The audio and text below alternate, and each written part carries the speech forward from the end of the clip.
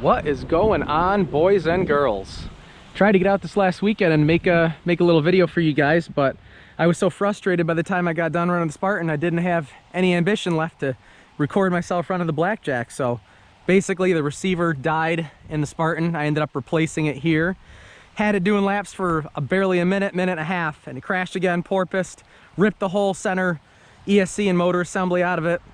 And you know, so I fixed that, and as I'm fixing that, the GoPro overheated, and by the time I got to running the BlackJack, I just thought, you know what, this thing has never run good anyway, it's not even worth recording.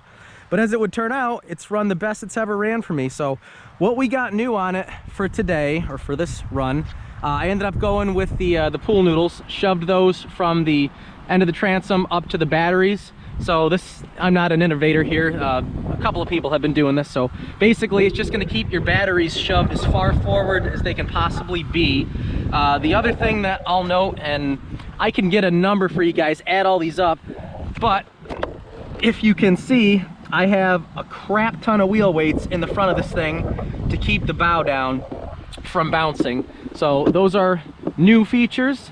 The other, perhaps best feature, is I have an ABC 1917 sharpened and balanced prop on here. So you can get that from, I think I got it from Blitz, or you can get it from Offshore Electronics, I believe.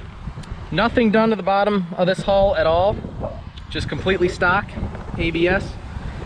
So what I'm going to do today, I was trying to get out early this week, but it's been storming like crazy. Even right now you see the storm clouds around.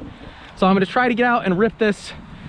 I'm going to have to be a little bit careful because there's a little wind, but last time I had it out, boy, with this combination. Oh, the other thing that's worth mentioning is the prop strut. If you can see right there, I tried to get it as parallel as I could with the bottom of the boat. So that's what it seems to like. Everybody's might be a little bit different, but this is a combination that works for me. So let's power it on here. The other thing, I have my GPS right here. So hopefully can pick it up. That's 0. Oops, that's record. Stop. So go to mode. Peak is 0. Average is 0. So we'll scroll back around to speedometer. Right there, speed, start. And what I think I'm gonna do is just nestle this guy. I'm gonna strap him right up in here with the pool noodle.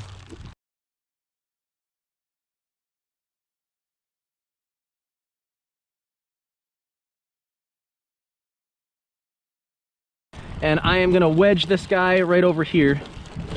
Don't think she'll go anywhere, at least I hope not.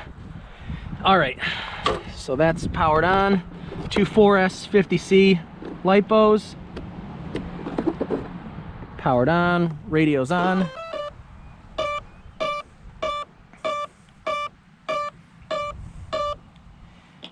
ADAS.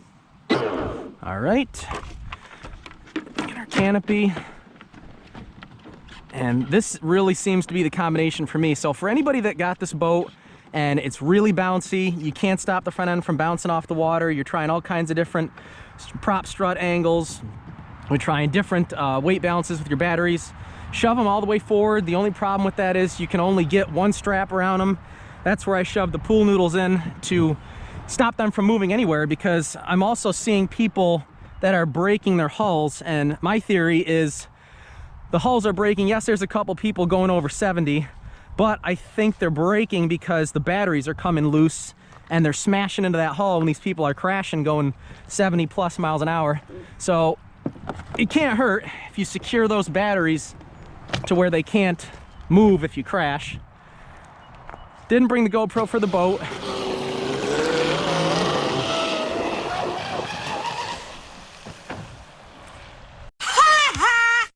Wow. And that's why we have the batteries there. Got on it a little too quick there and she crashed. So let me just double check and make sure everything's good with that.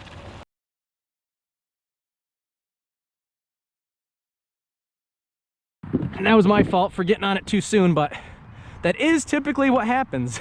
You go to record and things happen. but at least it landed. So let's be a little easier this time on it. Let's check the water situation. I think it was a pretty clean backflip, and she just yeah, doesn't look like there's anything in there. All right, take two. Got a little excited because I wanted to show you guys this newfound stability, and it better be as stable today as it was over the weekend, because I have not touched a darn thing. I tried to mark where my prop strut is so that when I do go to grease the prop shaft next time, it will, hopefully, I'll be able to put it back in the same exact location. All right. So that was kind of into the wind. That was stupid on my part, so.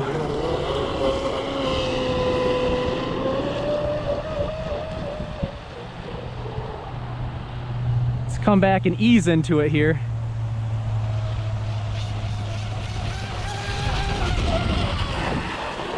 It is a windier day today, it's worth noting. Man, this thing turns sharp if you're not careful.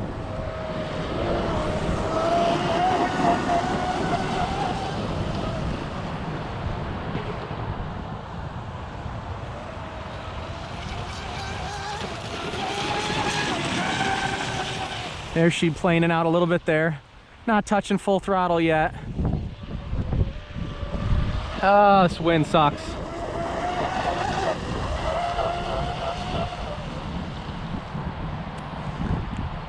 Wish I could get a lull here just for a few minutes. I could feel it gusting and picking up. All it takes is for one good gust to come pick that front end up. And I don't think no matter what you do, no matter how much weight you put in, how much you adjust, you hit it, you catch a big gust of wind underneath the front of that, and probably she's gonna go.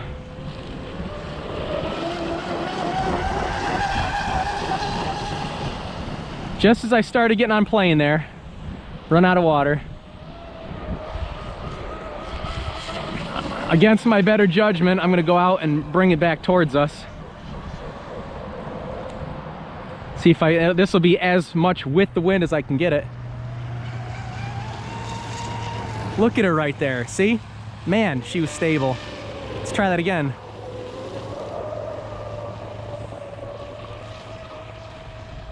I mean, this is only kind of one combination that I've started to find. I haven't really done too much other than the weight, the batteries forward, and the new prop, of course, and the prop angle. All right, let's get it.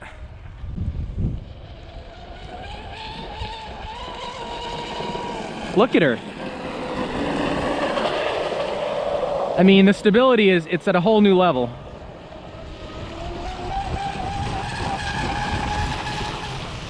It's not perfect, but I can still play with quite a few things.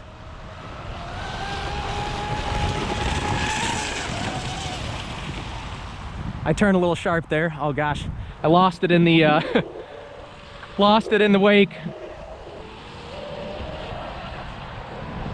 All right, let's just do one more, get out of the sun so I'm not blinding us all, because I can't see it. All right, one back towards us, and let's hit it.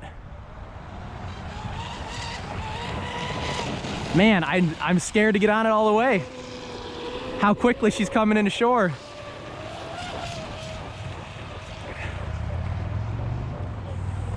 Okay, come back. Eyes are watering from looking into the sun.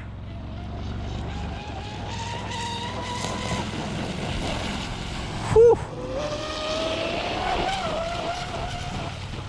So much more stable. I mean, when I ripped it off the cuff there, that was my fault. Oh, my battery's yelling at me. Hopefully it picked it up a little there for you guys, just how much more stable this was, and I'll throw in some other clips to show you how unstable it was. Yeah, so she's still getting some bounce to her there. Oh, she would plane out. She'd plane out, I'd hit it. You're like right on the edge of that thing. Yeah, it's wanting to go over. Yeah. Which, I mean, I got the batteries really forward. Rocks here. Oh, I got so lucky. Oh, So lucky. Oh, I missed that. All right, really no water in there. Motor ESC. Let's see what we got here. This is ripping on that 1917. That can't be right, is it? 65 degrees. 100 degrees on the ESC, 98. 66 it's telling me on my motor. Let's hit the can. 75 on the can. So I mean that's nothing, of course. Let's fish this GPS out. Yeah. Let's see. Mode. Okay, that was 60 miles an hour on the dot. I'll pull it out of the bag there. I think if I was a little bit more courageous, probably could have gotten more. But that's 60 on the dot. Peak. Yeah, obviously my average speed is dropping quite a bit. But, yep, to go back, look once more. Peak 60 miles an hour. So fastest I had before was 53 with the bouncing. That shows you just how much speed you can pick up just by eliminating the bounce. And it's not rocket science, of course. That front end bounces, it comes back up, bounces, comes back up. Every time that happens, it's scrubbing speed. So if I think if I had gotten, say, all the way across the quarry, come at us full trigger for a good couple of seconds, I think she probably would have hit 63 to 65, somewhere in there. Oops, I thought that told this thing to go off. But anyway, I just wanted to get out and show you guys, for people that are struggling with the stability of this boat, don't give up on it. It can be very frustrating, especially if this is anybody's first boat. They happen to see it and saw the size of it and thought, oh, you know, this thing's great. You're probably getting pretty frustrated with it bouncing like that. Just pulled out the drain plug, let any water out. So I had that one flip. But other than that, yeah, a little water in there from that. I didn't tape the canopy, obviously, so there's that. But not too bad. Next time we'll get out and I'll actually rip it for a longer trigger pull and see what kind of speeds we can get. But 60 and newfound stability is much better. So all right, guys, thanks for watching. Like, subscribe if you can. We'll catch you on the next one. Take it easy.